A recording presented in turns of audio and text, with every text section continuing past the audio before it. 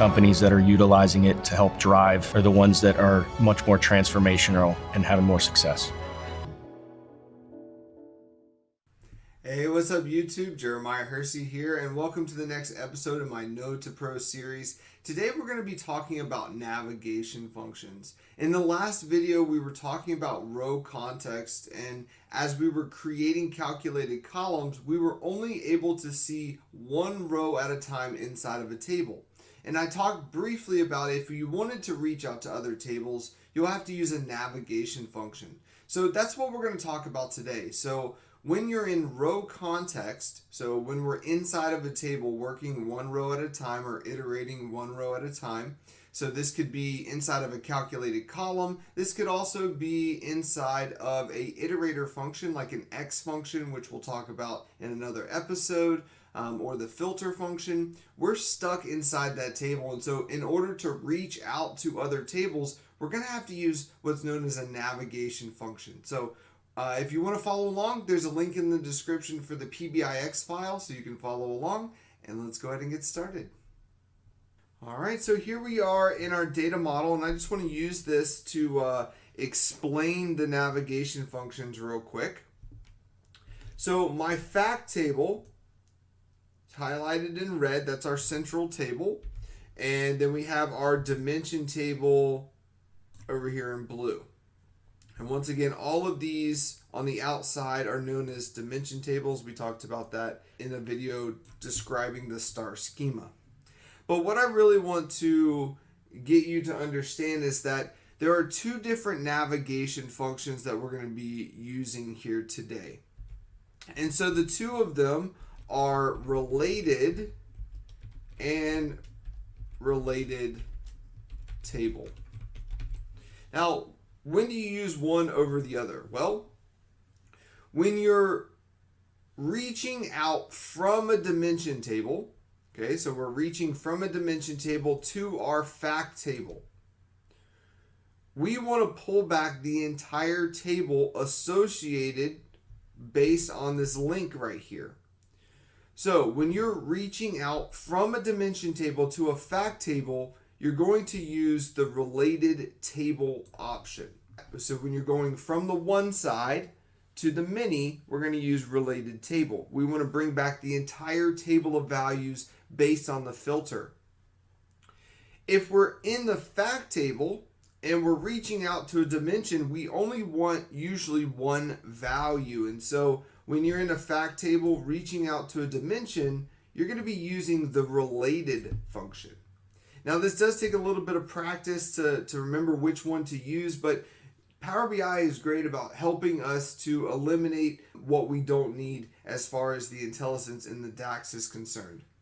So just a quick recap, just to go back, if you're going from the dimension table to the fact table, you're going to use the related table option.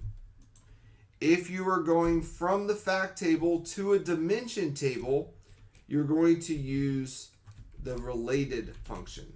Okay, so these are the two navigation functions that we're going to be using here. So it's important to know where we're at inside of the model and what table we're reaching out to. So for today, we are going to be focusing on these two tables right here, the stock item table and the sale table. Okay. So the stock item key is what the relationship is based off of. And so we're going to go over to our data view and we're going to go to our stock item table. So here we are. And so once again, as we create a calculated column, so I'm just going to go up here to the top and select new column. What's going to happen is row context is now taking part. So as we build calculated columns, row context comes into play, meaning we can only see the table one row at a time, and any active relationships between the tables are deactivated. So let's say, for instance, I want to know for this particular product, so this joke mug, how many times it was sold. Well, that is in my sales table, that information is. So what I'm going to do here is I'm going to call this, I'll call this total purchased. So this is going to be how many of this specific stock item has been purchased. Now remember, we're in row context, which means as of right now, Power BI can only see this very first row of this table, nothing else.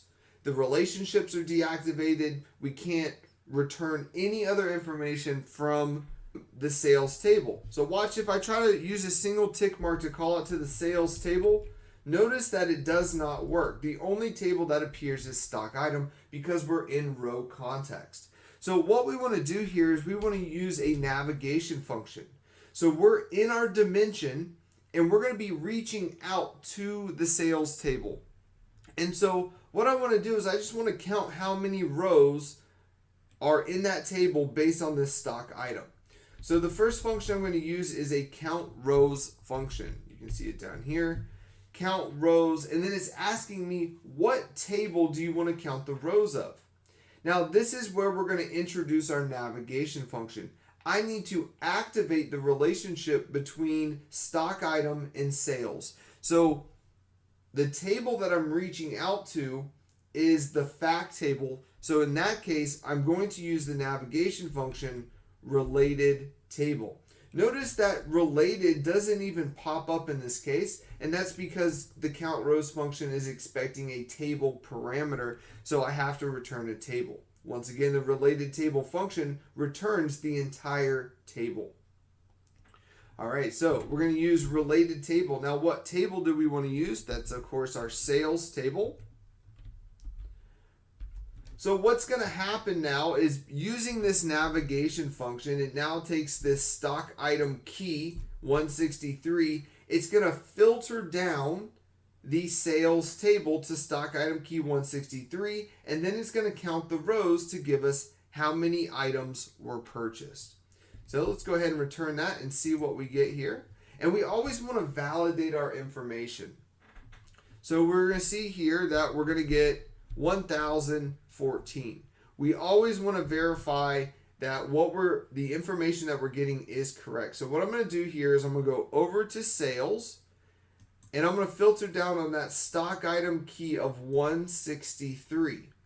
And what we should get at the bottom is a count of the rows that's going to say 1,014. And we can see down here in the bottom, there are 1,014 filtered rows. So that's how the relationship works. We've activated using the related table function, and it is now able to filter down the sales table based on that specific key.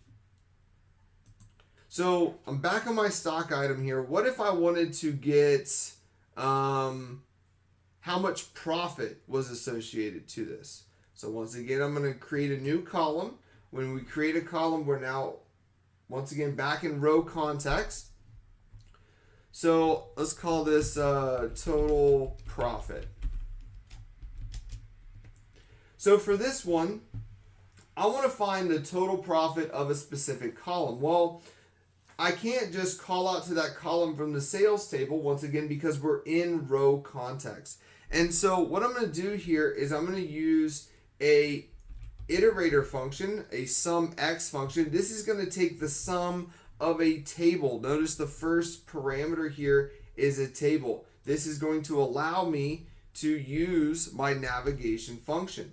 Once again, we're reaching out to the fact table, so I'm going to use the related table option. And once again, the related table is the sales table. Now in this case, it's asking me, okay, you have this table, what do you want to sum up? I want to sum up the sale table, the profit column here. So notice I can pull back the columns within inside of the table now. So what this is going to do is filter the sales table down to stock item key of 163 and then take a sum of the profit column. So we'll go ahead and return that.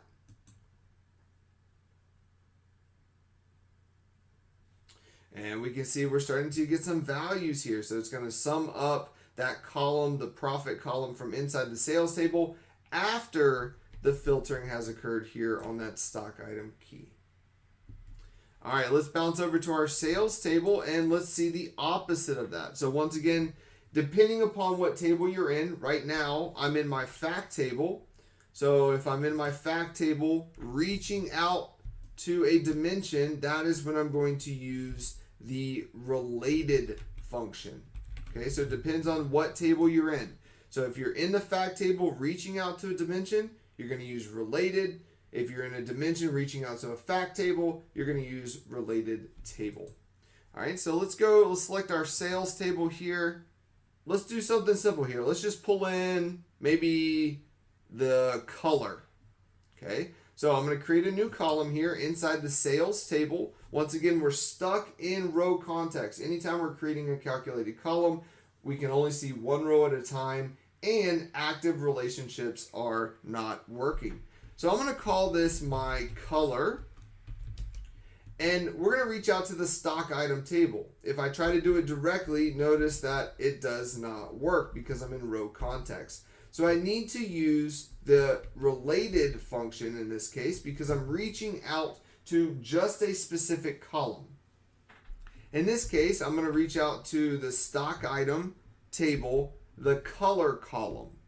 So what this is going to do is now use the relationships between sales and stock item to filter down to retrieve the stock item color. The biggest difference here is that related only brings back one value. So when you're only looking for one value, you're going to be using the related function. If you want to bring back a whole table of values, that's related table. So let's go ahead and return that. And we'll be able to see the color that's associated to this specific product. So this developer joke mug, this one's white. The DBA joke mug, this one's in black. So you can see we're able to pull back the colors associated to it.